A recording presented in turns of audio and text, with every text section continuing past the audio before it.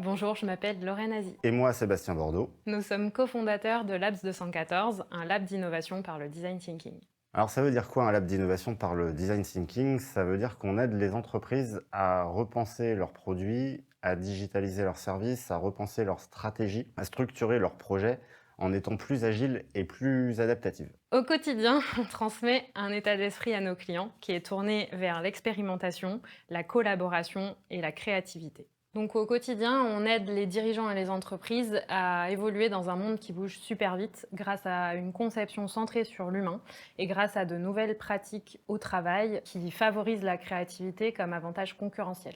Notre moteur, c'est d'apporter de la valeur à la fois à nos clients, à leurs partenaires et à leurs collaborateurs. Donc pour ça, on crée et on facilite des ateliers de travail, des processus de conception qui s'appuient, vous l'aurez compris, sur le design thinking, les processus agiles, les méthodologies UX et puis surtout sur le design sprint qui est une méthodologie inventée chez Google Venture. Donc tout ça, ça contribue à faire évoluer la culture de l'entreprise et à aborder les problèmes sous un autre angle avec un état d'esprit beaucoup plus adaptatif. Donc chaque problème devient une opportunité de faire grandir l'entreprise, de s'aligner sur des objectifs communs, de libérer la créativité pour booster l'innovation au service des clients.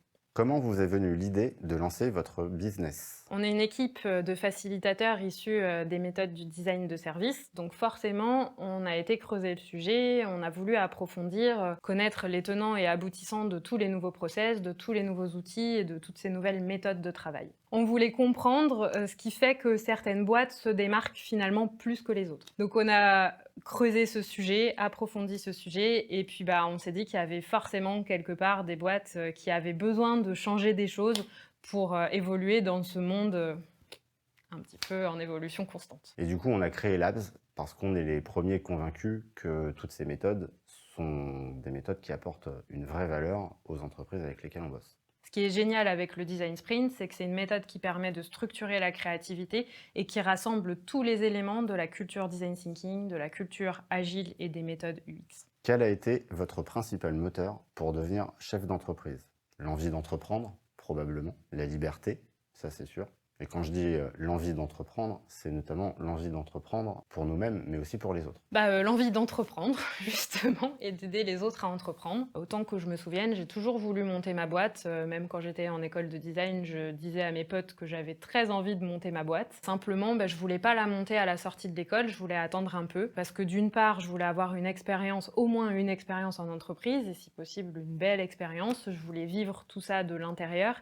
Et puis, je voulais gagner en expérience et gagner en compétences. Perso, j'avais déjà tenté l'expérience entrepreneuriale, mais j'avais pas forcément été jusqu'au bout. D'une part par manque de financement et probablement par manque de méthodologie, justement. Puis il y a la liberté.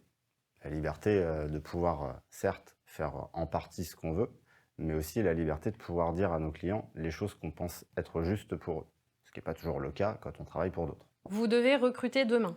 Quelles valeurs et quels atouts retiendront votre attention?